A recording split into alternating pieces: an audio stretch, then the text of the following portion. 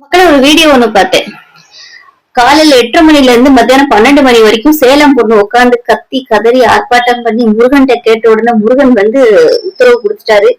தாவேக்கா தான் ஆட்சி அமைக்க போகுது. ரொம்ப ஃபீல் பண்ணி சொன்னாப்புல பள்ளி சத்தம் போட்டுச்சு அப்படின்னு.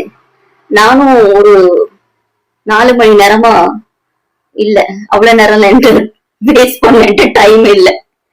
நானும் ஆர்ப்பாட்டம் பண்ணி கத்தி கதறி அழுது முருகன் கிட்ட, எந்த முருகன் கேக்குறீங்களா? திருச்செந்தூர் முருகன் கிட்டதான் ரொம்ப கேட்டேன். நான் யாருன்னு பாக்குறீங்களா? சேலம் பொண்ணு மாதிரி இது சென்னை பொண்ணு இல்ல, சென்னை பன்னு. நீங்க இதுக்கு மேலே திட்டீங்கன்னு எனக்கு தெரியும். அதனால இந்த சென்னை பன்னு ரொம்ப நேரம் நான் கேள்வி கேட்ட உடனே எனக்கு முருகன் பயப்புள்ள பள்ளி ஒரு இடத்துல இல்லடா. எங்க வீட்டுல பள்ளிக்கு மருந்து வாங்கி வச்சிருக்கேன். எனக்கு பள்ளினாலே அல்லது என்னால வீட்டுல வச்சுக்க மாட்டேன். சோ எனக்கு பள்ளி சத்தம் கேட்கல, வேற ஏதோ சத்தம் கேட்டுச்சு. அது என்ன அப்புறமா சொல்றேன். இப்போ நீங்க கேப்பீங்க, நாங்க ஜெயிச்சதுக்கு அப்புறம் நீங்க என்னடி பண்ணுவ அப்படின்னு கேப்பீங்க. ஒண்ணும் பண்ண மாட்டோம்.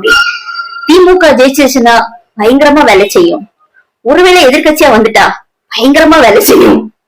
மொத்தத்துல திமுக பயங்கரமா வேலை செய்யும். அதுக்கு நாங்க எப்படினாலும் தயாரா இருக்கோம்.